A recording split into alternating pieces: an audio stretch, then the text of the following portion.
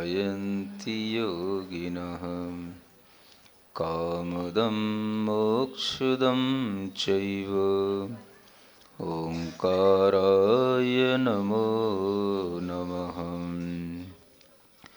अरहमित्यक्षरं ब्रह्म वाचकं परमेष्ठिनः सिद्धचक्रस्य सद्बीजं सर्वतः प्रणमाम्यहम्। देवादिदेव आदिम तीर्थंकर श्री ऋषभनाथ भगवान की, देवादिदेव श्री शांतिनाथ भगवान की जय। वर्तमान शासन नायक श्री वर्धमान महावीर भगवान की जय। परम पूज्य आचार्य गुरुवर श्री विद्यासागर जी महाराज की जय। परम पूज्य अर्हम ध्यान पुण्यता परम पूज्य ब्रह्म सागर जी महाराज की, समस्त मुनि संघ की।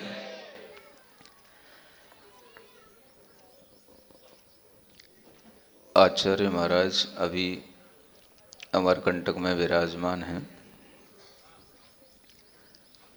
और वहाँ पर पंच कल्याणक का आयोजन होना है। उस पंच कल्याणक में विशेष रूप से इस बार कुछ आचार्य महाराज के मानस में आया है कि उन्होंने आसपास स्थित किन्हीं भी साधु संघों को नहीं बुलाया, और इस बार निमंत्रण आया है श्रावकों के लिए। ऐसे श्रावकों के लिए जिन्हें आचार्य महाराज ने परखा है, देखा है, और जिनकी श्रद्धा, जिनका समर्पण उनके किसी भी प्रकार के चिंतन को आगे बढ़ाने के लिए समर्थ हुआ है। ऐसे कुछ विशेष शहरों के लोगों को, कुछ विशेष श्रावकों को आमंत्रित किया गया है, और उसमें एक नाम बढ़ चढ़ के सहपुरा का भी है।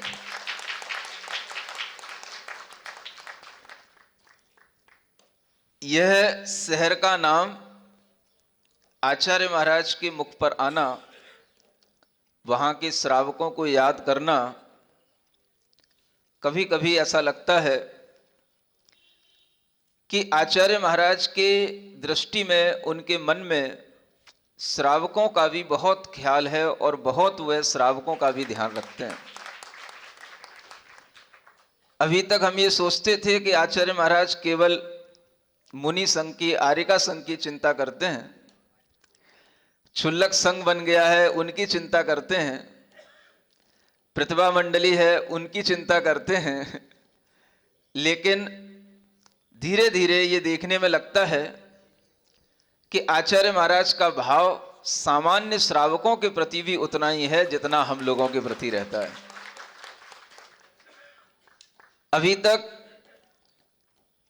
जब आचार्य श्री का एक मध्याह्न सूर्य का कार्य चल रहा था, मध्याह्न सूर्य समझते हो? जब वह अपनी युवावस्था में धर्म साधना करते हुए, अपने संग को बढ़ाते हुए, धर्म की प्रभावना के साथ में जब वो आगे बढ़ रहे थे, उस समय पर उनका ध्यान युवाओं पर ज्यादा था, और इसीलिए उन्होंने अपनी तपः साधना से ऐसा प्रभाव चारों ओर निर्मित किया कि उनके सामने इतने युवा आए, इतनी युवतियां आई कि उन्होंने अपना मोक्ष मार्ग भी बनाने के लिए उन आचार्य महाराज के चरणों में अपना सर्वस्व निछावर कर दिया। अगर आप देखें कि उन्होंने इसके लिए कोई प्रयास किया हो, तो उन्होंने इसके लिए कोई प्रयास नहीं किया। आज सुबह की चर्चा को अगर थोड़ा सा आगे बढ़ाएं, एक कार्य होते हैं यत्न साध्य और एक कार्य होते हैं अयत्न साध्य। आप सोचें आचार्य महाराज ने कभी भी इस तरह का यत्न नहीं किया कि कहीं से लोगों को बुलाओ, हमें ब्रह्मचारी बनाना है, कि हमें ब्रह्मचारिणियां बनाना है, कि हमें आर्यिकाएं बनाना है, वहां से बुलाओ, उनसे संपर्क करो, उनसे कहो वहां पे वो है, वहां पे ये है। इस तरह का उन्होंने कभी यत्न नहीं किया। और इस यत्न के बिना भी सब कुछ उनके लिए साध्य होता चला गया। ये अयत्न साध्य जो उनका कार्य है, ये बिना यत्न के नहीं हो रहा है, ये भी हमें अच्छे ढंग से समझ में आ रहा है। यत्न क्या है? अपनी साधना का यत्न करना, अपनी तपस्या का यत्न करना, अपनी भावनाओं के माध्यम से लोगों के लिए ज्ञान आदि का प्रदान करना, ये उनका यत्न है। और अपनी सुदृढ़चर्या के साथ में ये यत्न जब वह करते चले गए तो ये अयत्न साध्य काम भी बड़े आसानी से होते चले गए, सहज होते चले गए। और आपने देखा कि इस दुनिया में एकमात्र ऐसे आचार्य हमें नहीं लगता कि हमने कभी प्राचीन इतिहास में भी कहीं कुछ पढ़ा हो, श्रुत केवली आचार्यों को छोड़ करके, कि जिन्होंने इतनी बड़ी संख्या में युवा और युवतियों को अपनी ओर आकर्षित कर लिया कि जिसके कारण से उनका वह संघ एक महासंघ बन गया और वह एक गुरुकुल बनाने चले थे, वह कुल गुरु बनकर के प्रतिष्ठित हो गए। यह गुरु नाम गुरु आचार्य ज्ञान सागर जी महाराज का आशीर्वाद था जो उनके लिए फलित हुआ। लेकिन इस अयत्न साध्य कार्य में उन्होंने अपने अंतरंग में केवल यही यत्न किया कि हमें गुरु की आज्ञा का पालन करते हुए गुरु के विचारों के साथ चलना है। और उनको लिए गुरु ने आज्ञा दी थी, वचन नहीं प्रवचन देना। और यह भी आज्ञा दी थी, धर्म की प्रभावना के लिए मत सोचना, प्रभावना अपने आप हो जाएगी, बस अप्रभावना से बचना। और यही वाक्य उनके लिए वरदान बन गए। आज हम देखते हैं जब उन्होंने अपने उस चरम साधना के काल में इतने युवा युवतियों को इकट्ठा कर लिया, उनको अपनी ओर आकर्षित कर लिया कि एक बार तिलवारा में रामदेव बाबा आए थे। और वह बाबा जब आकर के आचार्य महाराज से प्रणाम करके वहां पर बैठ गए और उनसे चर्चा करने लगे, तो उस चर्चा में हम साधु संघ भी उस हॉल में विद्यमान थे और हम भी वहां बैठे थे। सबसे पहले उस चर्चा को सुनते हुए मेरे मन में पहली बार कुछ लिखने का विचार आया। मैं ज्यादातर आचार्य महाराज की चर्चा को सुनता हूं, उनके सामने कभी लिखता नहीं हूं। मुझे कभी ऐसा भी मन में आया कि आचार्य महाराज क्या सोचते होंगे, ये कुछ लिखता नहीं है। लेकिन ये विचार मुझे इसलिए नहीं अच्छा लगा कि ऐसा नहीं सोच सकते आचार्य श्री, क्योंकि उन्हें पता है कि जो कहा जाता है वो इसके पास रह जाता है। उस चर्चा को मैंने लिखा पहली बार वहां बैठ करके, जब आचार्य महाराज बोल रहे हैं और वो बाबा रामदेव बोल रहे हैं। बाबा रामदेव बहुत लंबा लंबा बोलते जाते हैं और आचार्य महाराज एक छोटे से उत्तर में सबको प्रसन्न कर देते हैं। उस समय पर वह प्रश्न भी बाबा रामदेव ने किया। उसने देखा एक तरफ आचार्य महाराज बैठे हैं और दूसरी तरफ उनके 40 कम से कम वो शिष्य जो है सभी मुनि महाराज सामने बैठे थे। और वो देख करके आश्चर्यचकित रह गया। इतने युवा, सभी पढ़े लिखे ग्रेजुएट लोग। तो वो कहने लगा, महाराज आपने इन लोगों को ऐसा क्या कर दिया जो ये सब आपके संग में शामिल हो गए और ये सब ग्रह छोड़ करके आपके पास रहने लगे। तो आचार्य महाराज कई बार बड़े बड़े प्रश्नों का उत्तर भी वो जब सहज भाव में रहते हैं तो वो सहज भाव से ही दे देते हैं। तो कहने लगे, इनका घर में मन नहीं लगा होगा इसलिए यहां आ गए। उनका ये कहना हुआ। और उसी समय पर हम बैठे थे तो हमने बीच में ही बोल करके कहा, देखो यह आचार्य महाराज की अकर्तृत्व बुद्धि का हमें एक बहुत बड़ा उदाहरण मिलता है कि आचार्य महाराज अपने लिए किसी भी प्रकार के कर्तापन का भार ओढ़ना नहीं चाहते, इसलिए आचार्य महाराज ने ऐसा कहा है। हम आपके कर्ता नहीं है, हमने आपको बुलाया नहीं है, हमने आपको बनाया नहीं है, आप अपने आप बने हो। आपका मन घर में नहीं लगा होगा, इसलिए आप यहां आ गए होंगे। उनका यह सहजता का भाव बताता है कि विशाल संग होने पर भी उनके मन में कभी भी कर्तापने का भार नहीं आता। ये उनके समक्ष बैठे हुए शिष्य भी बहुत अच्छे ढंग से समझते हैं और देख लेते हैं। अपनी युवावस्था में उन्होंने वृद्ध लोगों के बारे में ज्यादा नहीं सोचा, क्योंकि उनके सामने उस समय पर ऐसा समुदाय उमड़ रहा था, ऐसे लोग आ रहे थे कि उन्हें वृद्ध लोगों से कोई अभिरुचि नहीं रही। उनके समय के बदलने के साथ में लोग ये सोचने लगे कि यहां पर वृद्ध लोगों का अब कोई काम बचा नहीं है। जो लोग विवाहित हो गए माने अभिशप्त हो गए, अब उनके ऊपर आचार्य महाराज की कभी कोई कृपा नहीं हो सकती, ऐसी मानसिकता लोगों की बनने लगी थी। लेकिन वह मानसिकता भी आचार्य महाराज ने बदली, और यह बहुत अच्छा लगा जब आचार्य महाराज ने वृद्ध पुरुषों को भी दीक्षा दी। गृहस्थ जीवन को यापन करने के बाद में जिनके बच्चे बड़े बड़े हो गए हैं और जिनकी गृहस्थी के दायित्व पूर्ण हो गए हैं, उनके लिए भी दीक्षा दी। चाहे भले ही उनको क्षुल्लक बनाया हो, लेकिन वह भी उनके दीक्षा के पात्र बने, उनके कर कमलों से उनके सिर पर संस्कार हो पाए। ये अपने आप में बहुत महत्वपूर्ण बात है।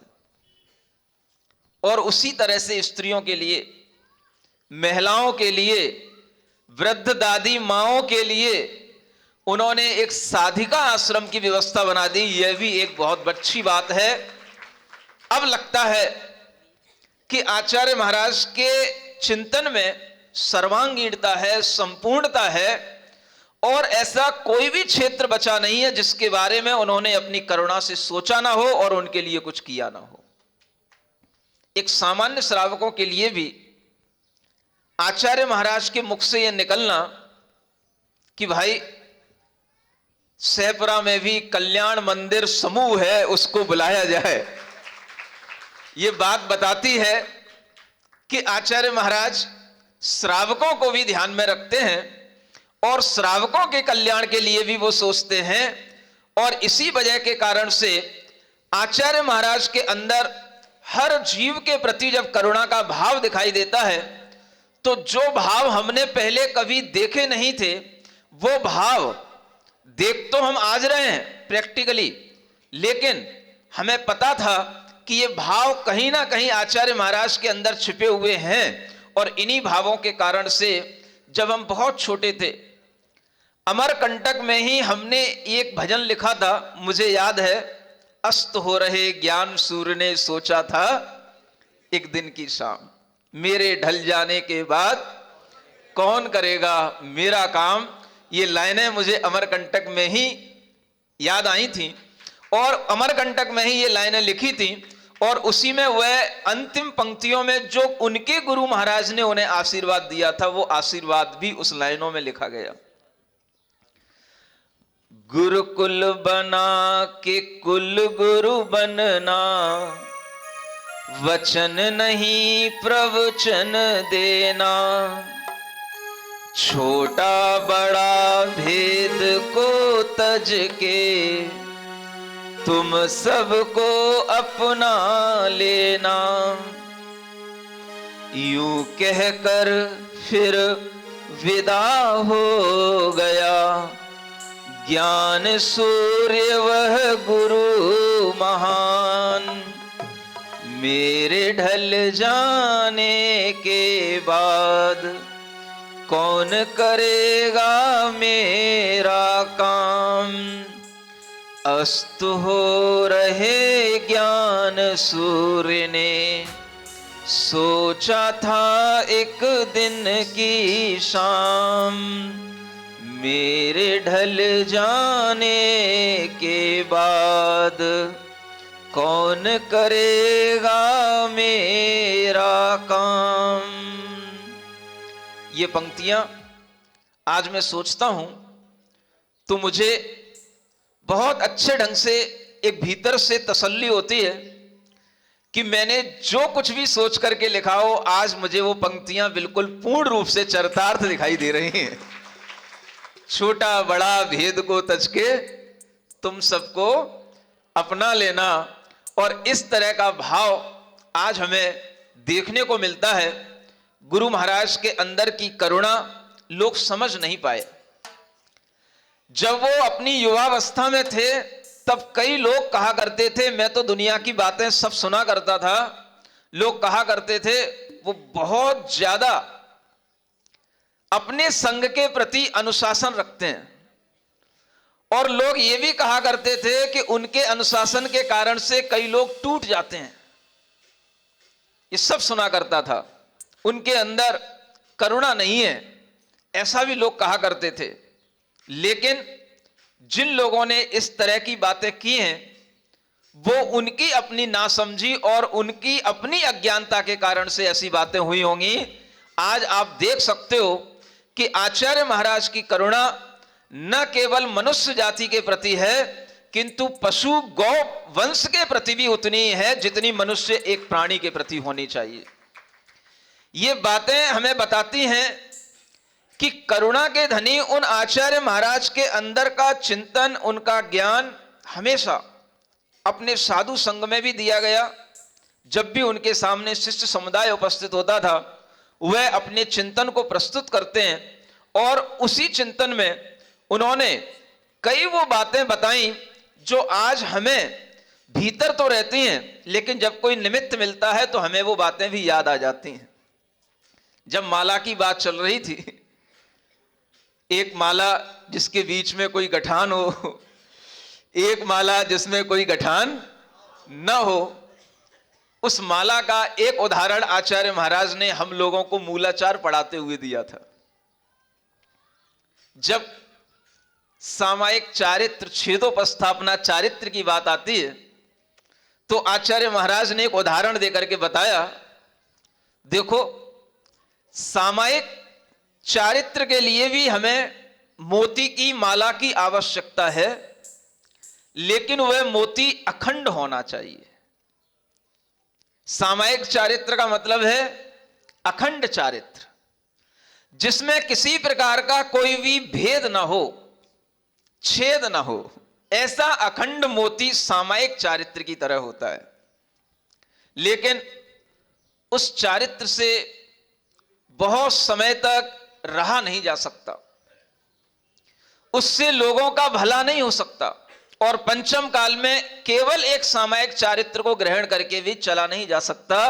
इसलिए भगवान महावीर स्वामी के तीर्थ काल में ये सामायिक चारित्र के साथ में एक छेदोपस्थापना चारित्र का भी उन्होंने एक अलग से वर्णन किया है। ये 5 प्रकार के चारित्र भगवान महावीर स्वामी के द्वारा ही कहे गए हैं, या ऋषभदेव भगवान ने अपने शिष्यों के लिए कहे थे। बीच के जो भगवंत हुए हैं, तीर्थंकर हुए हैं, उनके द्वारा एक सामायिक चारित्र से ही काम चल जाता था।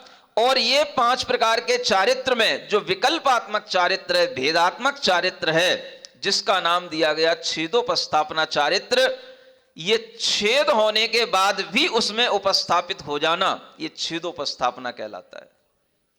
अखंड सामायिक के भाव में एक साधक बहुत देर तक बैठ नहीं सकता। हर कोई यहां पर बाहुबली नहीं हो सकता, और बाहुबली बनकर के धर्म की प्रभावना हो भी नहीं सकती, क्योंकि ऐसा संगनन नहीं है, पंचम काल में ऐसा संभव नहीं है। इसलिए भगवान महावीर स्वामी ने सामायिक चारित्र को भी कहा, और सामायिक चारित्र के बाद में फिर आप सामायिक से छूट गए, आपका वह सामायिक का अखंड भाव टूट गया, तो इसका मतलब यह नहीं समझना कि आपका चारित्र छूट गया। आपके सामने एक दूसरा उपहार के रूप में दूसरा चारित्र आ जाता है, जिसका नाम है छेदोपस्थापना चारित्र। सर्व सावध योग विरति ही, ये सामायिक चारित्र का भाव है। और जैसे ही मूल गुणों के पालन का भाव आएगा, मैं 28 मूल गुणों का धारी हूं, मुझे समति का पालन करना है, मुझे व्रतों का पालन करना है, ये करना है, ये नहीं करना है, इस तरह का विचार जहां पर आने लग जाता है, वह विकल्पात्मक, भेदात्मक, वह छेदोपस्थापना चारित्र हो जाता है।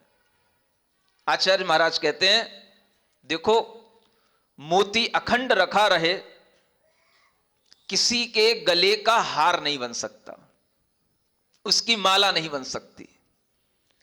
माला तब बनेगी जब उसमें छेद हो, और छिद्र होने के उपरांत उसमें वह धागा पिरोया जाए, और फिर उसमें मोतियों की वह माला उसमें बनाई जाए, तो उसमें कितने ही मोती समाहित हो सकते हैं। 84 लाख गुण भी उन मोतियों की माला में समाहित हो सकते हैं, लेकिन उन सब के बीच में वह मोती भी रहना चाहिए, और उसके छिद्र के माध्यम से जो वो माला बनी है, वह माला भी बनी रहनी चाहिए। और ये तभी हो सकता है जब सामायिक के साथ छेदोपस्थापना चारित्र का भी भाव बना रहे। मोती की माला में छेद हो जाना, और उसके बाद में उस माला के रूप में उन मोतियों का पिरो जाना, यह बनकर के जब वह हार बन जाता है, तब वह किसी के गले में शोभायमान होता है, तो उसे देख करके भी लोग अपने आप आकर्षित होने लग जाते हैं। इसी का नाम है संग के माध्यम से जिन धर्म की प्रभावना होना। यह सामायिक छेदोपस्थापना चारित्र का परिणाम है। तो आचार्य महाराज के मन में यह जो उदाहरण आया है, यह उदाहरण इसीलिए आया कि अगर हम हार बनेंगे किसी के गले का, तो वह तभी बन पाएंगे, किसी को कोई उपहार दे पाएंगे तभी बन पाएंगे, जब हम छेदोपस्थापना चारित्र का पालन करेंगे। व्रतों का पालन करते हुए जो हम प्रभावना करके दूसरों के लिए दे सकते हैं, वो केवल सामायिक चारित्र से संभव नहीं हो सकती। इसलिए आचार्य महाराज के उदाहरणों के माध्यम से भी हमें बहुत सारी गुत्थियां खुलती हैं, उनका चिंतन हमें ज्ञात होता है, और उसी चिंतन के प्रभाव के कारण से आज हम देखते हैं अनेक आर्य का संघों में वह चिंतन केवल शास्त्रों के रूप में आज पढ़ा जाता है। जो आचार्य महाराज ने कभी बोला था, वो हर वाक्य उनके एक शास्त्र बन गए हैं, और वह शास्त्र के रूप में जब हमारे सामने आते हैं तो हमें बड़ी प्रसन्नता होती है। ऐसे ही आज एक शास्त्र हमारे सामने आया, अमीय गुरु निर्झर, है ना, गुरु की वह अमृत वाणी, जिसके माध्यम से उन्होंने कभी चिंतन दिए, और उन चिंतनों को आज जब शास्त्रों के रूप में देखते हैं तो लगता है कि गुरु महाराज का एक एक वाक्य अपने आप में जिनवाणी का वाक्य है, अमर वाक्य है, और उसी के माध्यम से हम लोगों के अंदर भी चिंतन करने की एक भावना आती है, अन्यथा चिंतन हम लोगों के अंदर नहीं आते हैं। अभी कुंडलपुर में जब आचार्य महाराज के पास में बैठा था, तो ऐसी ही चर्चा चलने लगी। आचार्य महाराज कहते हैं, आप लोग चिंतन नहीं करते हो, आजकल कोई सूत्रों पर चिंतन नहीं करता। तो हमने कहा, चिंतन करने का काम केवल आचार्य परमेष्ठी का होता है। कहने लगे, ये बातें मत किया करो, चिंतन किया करो। हमने कहा, चिंतन करने के लिए बुद्धि भी तो होनी चाहिए। जिनके पास में अवग्रह, ईहा, अवाय, धारणा ज्ञान होगा, वही प्रत्यवी ज्ञान का आलंबन लेकर के चिंतन कर पाएंगे। और इस तरह का चिंतन करने का यह कार्य आचार्य महाराजों के गुणों में रखा गया है। उस समय पर हमने आचार्य महाराज को वह आचार्य भक्ति की पंक्ति भी बताई। आचार्य भक्ति में लिखा हुआ है, आचार्य श्री सुतत्व भावनाए भावी माने ही बंदामी, ऐसा एक उसमें वाक्य आता है। सुतत्व भावनाए, जो आचार्य परमेष्ठी होते हैं वो सूत्र और अर्थ की भावना हमेशा किया करते हैं, चिंतन हमेशा किया करते हैं। और इस तरह से उग्ग, ईया, अवाय, धारणा, ये सब जो है उनके गुण हुआ करते हैं। तो ये आपके गुण हैं, इसलिए चिंतन आपसे ही बनता है, हम लोगों से चिंतन नहीं बनता है। हम लोगों से तो केवल सुनना बनता है, और आपके चिंतन को हम सुन लें, समझ में आ जाए, पचा लें, यही हमारे लिए बहुत बड़े ज्ञान के क्षयोपम की बात है। तो आचार्य महाराज उस समय पर हंसने लगे, और वे सब बातें भी आचार्य श्री के पैर दबाते हुए प्रसन्नता के साथ में ये सब बातें भी हो जाती हैं, सेवा भी हो जाती है। ऐसे गुरु महाराज के निकट रहने का, उनके दर्शन और उनके साथ में चर्चा करने का जो आनंद आता है, वो आनंद मैं बताऊं आपको, मैंने दुनिया में सब जगह घूम लिया, लेकिन जो आनंद गुरु से चर्चा करने में आता है, वो आनंद दुनिया में मुझे कहीं नहीं मिलता। ये एक अलग तरह का आनंद होता है, और वह आनंद कभी कभी मिल पाता है। आप लोग तो बड़े सौभाग्यशाली कह सकते हैं, पुण्यशाली कह सकते हो, कि कभी भी अपने विमानों पर आरूढ़ होकर के आज शाम को यहां हो तो कल सुबह वहां पहुंच जाते हो। लेकिन साधु संगों के लिए हमेशा दर्शन नहीं हो पाता, और गुरु महाराज हमेशा नहीं मिल पाते, और जब भी मिल पाते हैं तो वो उनकी आज्ञा के बिना नहीं मिल पाते हैं। ये मुझे एक चीज बड़ी भीतर से कचोटती है, ये व्यवस्था मुझे अच्छी नहीं लगती है। अब की बार मैं आचार्य महाराज से मिलूंगा तो मैं जरूर पूछूंगा इस बात को, कि शिष्यों के लिए इतनी स्वतंत्रता तो होना चाहिए कि शिष्य अपने गुरु से जब चाहे तब मिल सके। इसके लिए गुरु आज्ञा क्यों लेनी पड़ती है? बाकी सब अनुशासन अच्छा है, सब व्यवस्थाएं अच्छी है, ये क्यों ऐसा होता है? अगर कभी ऐसा हुआ तो मैं ये भी बात कभी आचार्य महाराज से पूछूंगा, देखते हैं आचार्य महाराज क्या उत्तर देते हैं।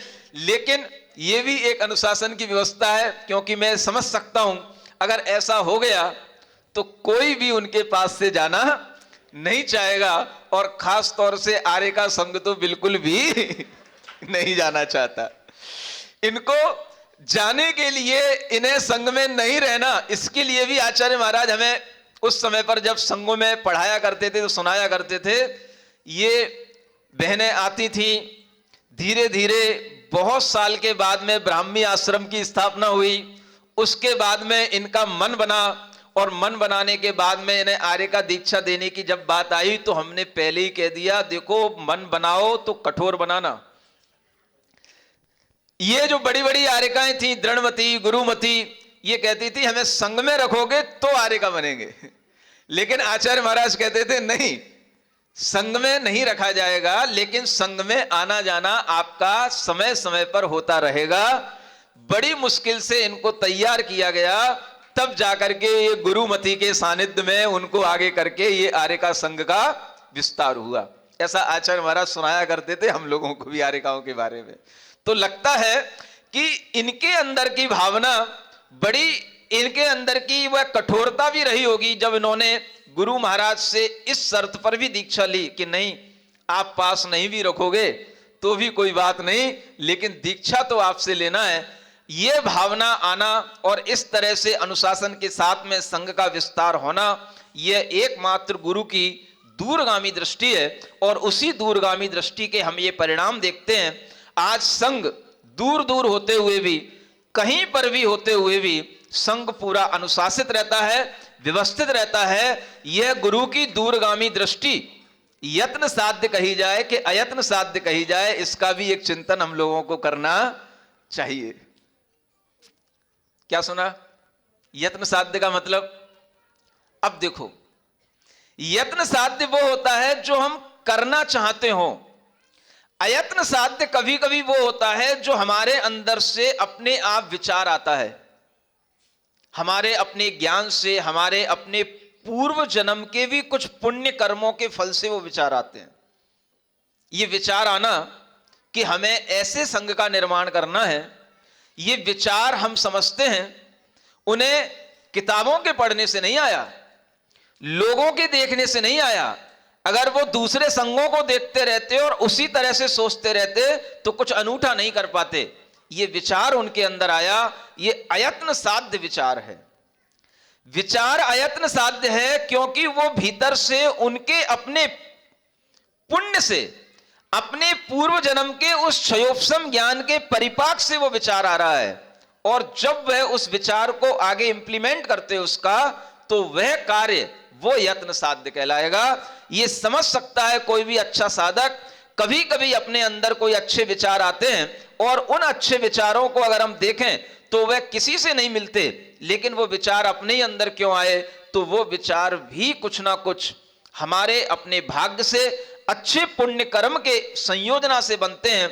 ऐसे अच्छे विचार जो आचार्य महाराज को अपने आप अपने अंतरंग से प्राप्त हुए, ये अयत्न साध्य माने पूर्व कर्म के अच्छे फलों से उन्हें प्राप्त हुए, और फिर उन्होंने ये यत्न किया कि नहीं, आर्यिकाओं का संग इस तरह से होगा, मुनि महाराजाओं का संग इस तरह से होगा, प्रतिभा स्थली अपनी अलग सेवाएं देगा, साधिकाएं अलग रहेंगी, क्षुल्लक महाराज अलग रहेंगे। ये सब जो यत्न उनके द्वारा हुए हैं, ये सब बताते हैं कि ये उनके अंदर की बहुत बड़ी प्रज्ञा का एक परिपाक है।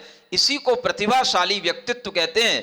प्रतिभा का मतलब ही होता है नव नव उन्मेषणी बुद्धि, जिससे नए नए उन्मेष खुले, नए नए आयाम खुले, ऐसी बुद्धि का नाम ही प्रतिभा कहलाता है। और ऐसा प्रतिभाशाली व्यक्तित्व आज अगर इस धरा पर हमें कोई एक दिखाई देता है तो वह आचार्य महाराज के अलावा और कोई दूसरा नाम नहीं है।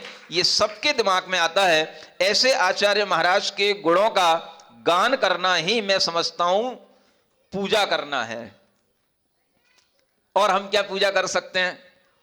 आप लोगों की तरह ना तो अच्छी चांदी की थाली ला सकते हैं, ना सोने की कलश ला सकते हैं, ना अच्छी द्रव्य ला सकते हैं। हमारी पूजा तो यही है कि आप 10 मिनट पूजा करें तो हम 1 घंटे तक गुरु महाराज की गुणगान करके उनकी पूजा कर लेते हैं। यही हमारी पूजा है। ऐसी पूजा के लिए भी निमित्त कभी कभी मिला करते हैं, और उन निमित्तों से देखो, आज आचार्य महाराज की भी पूजा हुई, कल भी आचार्य महाराज की पूजा हुई, शांतिनाथ भगवान के साथ में आचार्य महाराज की पूजा चल रही है। ये भी अपने आप में एक अयत्न साध्य कार्य चल रहा है। अब ये पूजा आगे 2 दिन तक भी और चलती रहनी चाहिए, क्योंकि आचार्य महाराज के लिए शांतिनाथ भगवान भी विशेष प्रिय हैं। ये भी आपको ध्यान में रहना चाहिए। समझ आ रहा है? शांतिनाथ भगवान भी उन्हें बहुत याद आते हैं। कैसे याद आते हैं ये आपको बाद में बताएंगे, कुछ कल के लिए भी छोड़ना चाहिए। आज बहुत टाइम हो रहा है, 16 अर्घ भी चढ़ाना है ना। चलिए आगे ये पूजा का प्रारंभ करते हैं। 8 अर्घ तो कल चढ़ ही गए थे, तो अब पूजा नहीं करना शुरू की? पूजा तो कर रही ना, स्थापना। सकल लोक सुखास्पद पूजनम जिन वरेषु वरम जिन शांतिकम हृदि निदाय पदद्वय मादरात्रिकरणे त्रिकरणैरहमत्र सुपूजये। ओम ह्रीं जगत शांति कराय श्री शांतिनाथ जिनेन्द्र अत्र समुद्य आह्वानो। जय जय जय। ओम ह्रीं वरम जगत शांति कराय श्री शांतिनाथ जिनेन्द्र अत्र स्थापनो। जय जय जय। ओम ह्रीं अरम जगत शांति कराय श्री शांतिनाथ जिनेन्द्र अत्र मम सन्नितो भववसट सन्निधिकरणम। जय जय जय। रोग जरा मृत्यु नाशिनी जिनवराचन मंगल पद्धति विचिन्त्य मुदात समर्पयि जिन परीषु जलंत्रि धारया। ओम श्री अरहम जगत शांति कराय श्री शांतिनाथ जिनेन्द्राय जंजना मृत्यु रोग विनाशनाय जलम निर्वपामि स्वाहा। सुरभितं वपुरेश्वरतं मतं मलय चंदन तो दवनाटकं मम मनः परितोष विवर्धनं पदयुगी ओम ह्रीं जगत शांति कराय श्री शांतिनाथ जिनेन्द्राय संसार ताप विनाशनाय चंद्रन पामती स्वाहा। प्रवर सौखी करी महेश्वरी अभिनशी पदवी कुपितामणि जगदिदं जगता सतिदातको जबल कंदुल तो यतीशम्। ओम ह्रीं वरम जगत शांति कराय श्री शांतिनाथ जिनेन्द्राय अखंड अक्षय पद प्राप्त अक्षतम पामती स्वाहा। विरतयी मकर ध्वज रूपता तव नाम पहंति तु कामना। कुसुमतो व्यवहार वशीन तम क्रमयुगम उदिते परिपूज्यते। ओम ह्रीं वरम जगत शांति कराय श्री शांतिनाथ जिनेन्द्राय कामवड विध्वंसनाय पुष्पम निर्पाम्यति स्वाहा। सरस पौष्टिक मिष्ट सुगंधिते रुचिकरै चरुभिर्महिनागता।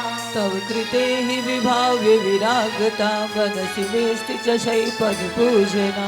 ओम ह्रीवरम जगत शांति कर श्री शांतिनाथाय नमः क्षुधारोग विनाशनाय अर्घम निरूपामिति स्वाहा परम केवल बोध विवस्वता ज्वलित मंतरि में नहीं पात्रता इति मतावधार्य सुदीपिकै पद समीप मतस्तव पूजनम ओम ह्रीवरम जगत शांति कर श्री शांतिनाथ जिनेन्द्राय नमः मोहान कर विनाशनाय दीपम निरूपामिति स्वाहा विविध मूल्य समोतर कर्मणां निहत के पुरुषार्थ विभिन्न में तदुनयामि पूजयुतं मुदा सुचरणे निकषावर धूपता ओम ह्रीवरम जगत शांति कर श्री शांतिनाथ जिनेन्द्राय नमः अष्टकर्मदयनाय धूपम निरूपामिति स्वाहा सकल कर्म फलं तुरिषायते गुणीरमणं महिमायते वरफलं प्रविहाय च मूर्तिकं चरणयो शिव सौख्य फलं भजे ओम ह्रीवरम जगत शांति कर श्री शांतिनाथ जिनेन्द्राय नमः मोक्ष फल प्राप्त फलम निरूपामिति स्वाहा जल सुचंदन गंध सिताक्षतै कुसुम चारु चरुं प्रतिदीपकै प्रचुर धूप फलार्घ विनिर्मित पदयुगाम्बुज मत्र मुदायजे ओम ह्रीवरम जगत शांति कर श्री शांतिनाथ जिनेन्द्राय नमः अनर्घ पद प्राप्त अर्घम निरूपामिति स्वाहा काव्य नंबर 9। प्रच्युत्य सोच्युत सुरेश इतोत्र लोके वज्रायुधावह सुतो हि विदेह देशे चक्रीभवन्नपि चिरेण विरज्य भोगात् ग्रैवेयकेशुरसुखं समुपैति देवः अच्युत स्वर्गी दिव्य सुखों को भोग भोग फिर जन्म लिया फिर विदेह की पुण्य भूमि पर वज्रायुध चक्रेश हुआ बहुत काल चक्री सुख पाकर भोगों का फिर त्याग किया मरण समाधि साधु साधु वैवेयक सुख वर्ण किया ओम ह्रीवरम जगत शांति कर श्री शांतिनाथ जिनेश्वराय नमः चक्रवर्ती विभूति त्यागाय अर्घम निरूपामिति स्वाहा चित्वा ततो हि पुनरप्यहमिन्द्रदेवो देशे च तत्र समजायत राजपुत्रः पुण्यस्य मूर्तिरिव मेघरथाख्य इष्टः प्राप्तावधिप्रवरधीर्विरतो जगद्भ्यः अहमित्रो का सुख पाकर वह देव स्वर्ग से उतर गया फिर विदेह की नगरी में वह राजा का पुत्र हुआ पुण्य मूर्ति वह नाम मेघरथ इष्ट सभी का मित्र हुआ अवधि ज्ञान युत श्रेष्ठ बुद्धि पा जग भोगों से विरत हुआ ओम ह्रीवरम जगत शांति कर श्री शांतिनाथ जिनेश्वराय नमः अहमिंद्र वैभव त्यागाय अर्घम निरूपामिति स्वाहा संभाव्य सूत्र किल षोडश कारणानि तीर्थंकर प्रमुख नाम सुकर्म बंधम आय जग तो जगदेक बंधु इंद्रोहमेव पुनरप्यभवत् प्रबुद्धः मुनिपन में फिर 16 कारण भाई भावना भवनाशी तीर्थंकर शुभ नाम कर्म का बंध किया वह अविनाशी जगत बंधु ने जग के हित में भाव किया निज आत्म में अति प्रबुद्ध फिर इंद्र बना वह जागृत है निज क्षण क्षण में ओम ह्रीवरम जगत शांति कर श्री शांतिनाथ जिनेश्वराय नमः तीर्थंकर कर्म प्रकृति बंधक षोडश भावनाभ्य अर्घम निरूपामिति स्वाहा आप्त्वाहमिन्द्र पदवीं निरवद्य सौख्यां पश्चाच्युतो जननमेति सुभारतेऽस्मिन् वर्षे समस्ति कुरु जांगल देश मध्ये देहस्थनाभिदेवतः पुरहस्तिनाम्यं सुरललना से रहित चित्त अहमित्रों की पदवी में पाकर फिर वह जन्म लिया आर्यखंड में भारत में कुरजांगल वह देश कहा था जहाँ हस्तिनापुरी महा जैसे मध्य देह में नाभि शोभे वैसी नगरी वहाँ आज ओम ह्रीवरम हस्तिनापुर से लोग आए। हस्तिनापुर कमेटी के लोग कहाँ हैं? अर्घ चढ़वा लेते। उन्हीं से हस्तिनापुर में भगवान शांतिनाथ का आज अच्छा है ना गर्भ कल्याणक और जन्म कल्याणक हो रहा है। बोलिए हस्तिनापुर तीर्थ क्षेत्र की। जय।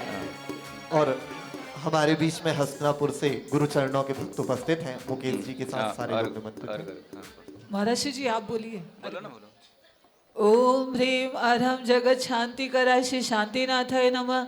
हस्तिनापुरी नगरी गर्भ कल्याणक मंडिताय अर्घम निर्वामिति स्वाहा। आसीन नृप परम धार्मिक विश्वसेन ऐरा प्रिया च नयनोत्सव कारिणी सा। तोदबिन्दुपतनं शुचिगर्भशुक्तौ तस्यां समेतरथदेवहितोऽवतीर्णः परमधर्म अनुरागी राजा विश्वसेन काशासनकां नयनो को उत्सवकारी जो प्रिय ऐरा परनृपमनकां। शुक्ता में जो नीर बिंदु गिर मोती जैसी शोभित हो उसी तरह सुचि गर्भ समाय देव में गरत उतर अहो। ओम ह्रीम अरहम जगत शांति कराय श्री शांतिनाथाय नमः। विश्वेशनैरासुताय अर्घम निर्वामिति स्वाहा। देवावतार समय जननी ददर्श स्वप्नांच षोडश महाभ्युदयाय पूतान्। जातं च मातुरुदरं लघुनिर्मलं तु ज्ञानं विवर्धितमहोत्तमयं प्रभावा। भुवादेव अवतीर्ण गर्भजगु माता ने तपने देखे अति पवित्र वरतो न तपने महाअभ्युदय माते उदर अति हल्का निर्मल घ्राण वृद्धि को प्राप्त हुआ। अचरज यह था नहीं अन्य का किंतु बाल शिशु हेतु हुआ। ओम ह्रीम अरहम जगत शांति कराय श्री शांतिनाथाय नमः। गर्भ कालाभ्युदय सूचिकाय अर्घम निर्वामिति स्वाहा। यस्मात्र पुण्य परिपाक विषेन देवहि सर्वैश्चतुर्विधनिकायमयैः सुरेशा।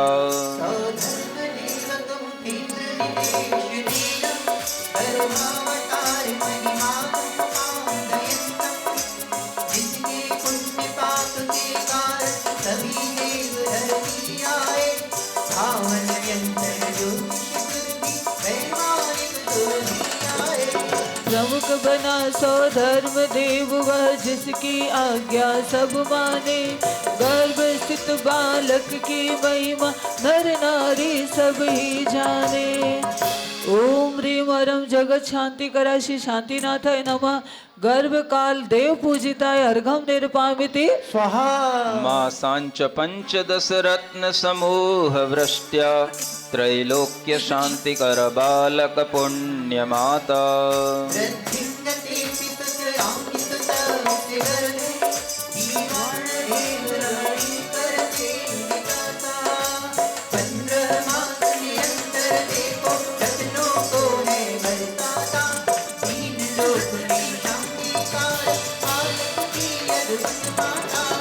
इधर गर्भ में शिशु की वृद्धि स्वतः निरंतर होती है।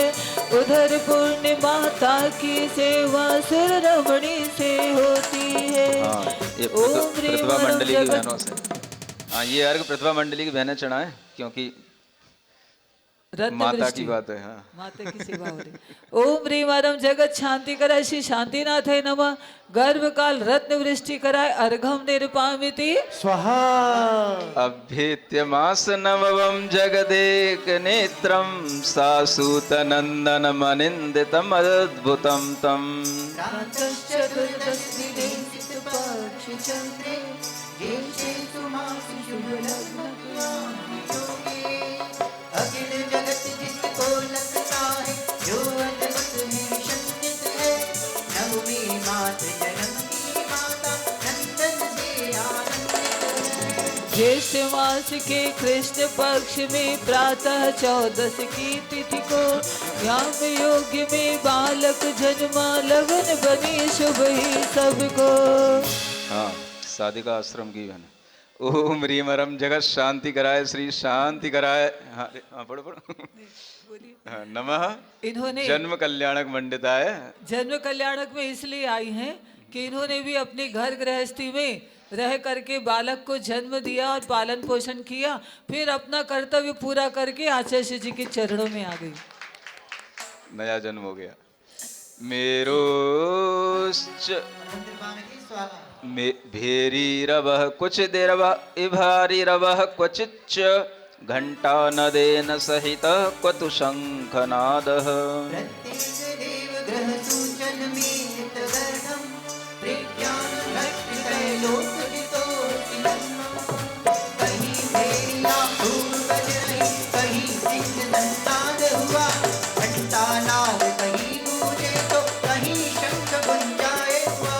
तीन ज्ञानधारी जन्मा है तीन लोक का जो नेक, इसीलिए सब देव गृहों में स्वयं सूचना पहुंची जा।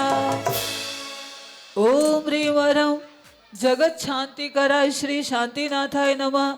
जन्म कालानंद प्रदाय अर्घम निर्पामिति स्वाहा। तो सारजी घाट को पर जन्मोत्सवं जिन शिशोऽवगम्य देवः सा सम्भूय हर्षभरिताश्च समागतास्ते।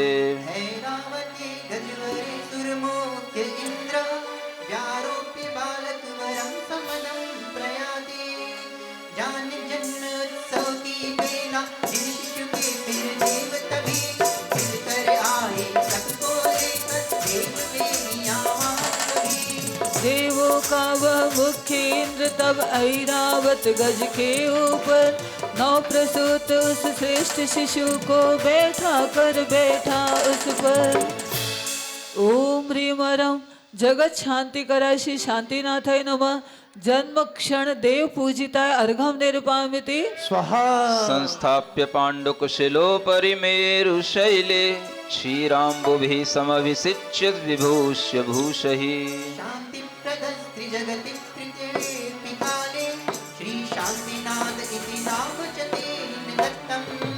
महामेरु पर्वत के ऊपर पांडुकुशिलाओ परिछापा नीर क्षीर सागर से सींचा भूषण कंठ पर आरोपा। तीन काल में तीन जगत में शांति प्रदायी बालक है, यही सोच कर इंद्र दिया तब शांतिनाथ शुभ नामक है। ओम ह्रीं वरम जगत शांति कराय श्री शांतिनाथाय नमः। मेरु परि जन्माभिषेकोत्सव धारकाय अर्घम निर्पामिति स्वाहा। स्वाभाविकेन सुभगस्य विभूषणैः किं मोक्षस्य साधन विदोष्य सुसाधनैः किम्। लोकस्य रक्षक परस्य न लोकपाले राचार्य पालन कृते सुरेंद्र सेवा। जो स्वभाव से अति सुंदर है उनको आभूषण से क्या, जिसने शिव का साधन जाना उन्हें अन्य साधन से क्या। जो खुद लोक की रक्षा करते उनको लोकपाल से क्या, लोकाचार सुपालन करना और अर्थ इंद्रों को क्या। ओम ह्रीं वरम जगत शांति कराय श्री शांतिनाथाय नमः। इंद्र परिचर्या धारकाय अर्घम निर्पामिति स्वाहा। भाग्योदये हि सुजनस्य यथाभ्युदायि मांगल्य कार्यमवनौ घटते नुदैनम्। रत्नाकरी मणिर्भीः गुणा पुनौवा वृद्धिं तथा प्रतिदिनं कुरुते शान्ति। भाग्योदय होने पर जैसे पुण्यवान के मंगलकार, इस धरती पर कटदिन जैसे बढ़ता है सुख वैभवराज। जैसे रत्नाकर में बढ़िया या मुनि वन में गुण की खान, प्रतिदिन बढ़ते जाते वे शांति शिशु की बढ़ती शान। आप लोग को लग रहा है कि वो शांतिनाथ भगवान कितने सुंदर होंगे जब माता के आंगन में खेलते होंगे। ओम ह्रीं वरम जगत शांति कराय श्री शांतिनाथाय नमः। जगत भाग्योदय कराय अर्घम निर्पामिति स्वाहा। काया सुवर्ण घटितालपनं शशिव पद्मानुरागनुलितं पदयोग्म रक्तम्। चंद्राग्र शंख मृग तोरण के सिंधुपलक्षित शरीर महोद्भुतं तत्। जिनकी काया स्वर्ण रचित है मुख मृगांकिता शोभित है। चरण युगल की वर्ण रानी पद्मराग चंद्र सूर्य मृग तोरण केतु शंख आदि चिन्हों का वास, जिस शरीर में अति चिन्हित है महिमा अद्भुत अहो सुवास। ओम ह्रीं हरम जगत शांति करा श्री शांतिनाथाय नमः। मृगांक छिन्न शोभिताय अर्घम निर्पामिति स्वाहा। डॉक्टर प्रतीक जी अंतिम अर्घ। श्लक्ष्णौ कपोलफलकौ प्रवितीर्ण वक्षास् तुंगं ललाटपटलं धवलं च रक्तम्। ईशास कृष्ण मृदु कंचित मस्तकस्था, उत्तुंग मेरु शिखरं शिरो विभाति। चिकने दो कपोल वक्षस्थल विस्तीर्ण रहा, और ललाट लगी उन्नत भांति धवल शुभ्र तारक रहा। डाले केशों से मस्तक अति विलस रहा, जैसे उन्नत मेरु शिखर हो वैसा सिर भी विकस रहा। आपने बिना बारे में शांतिनाथ भगवान की प्रतिमा देखी? आचार्य जी की कल्पना इसी प्रकार है जैसा महाराज श्री जी ने लिखा है, ऐसे ही उन्नत उनका वक्ष स्थल, चिकने चिकने दो कपोल, कितने सुंदर शांतिनाथ भगवान लगते हैं। महाराज जी के चेहरे जैसी लगती है। अच्छा। ओम ह्रीं हरम जगत शांति करा श्री शांतिनाथाय नमः। सर्वांग शोभिताय अर्घम निर्पामिति स्वाहा। महार चंदन गंध सिताक्षतै कुसुम चारुचरो प्रतिदीपतै प्रचुर रूप फलालवीर्यतै पदयुगं मुजुगं। ओम ह्रीं हरम जगत शांति कराय श्री शांतिनाथाय नमः। द्वितीय बलिए पूर्णार्घम निर्वपामि। स्वाहा। जय बोलिए शांतिनाथ भगवान की जय।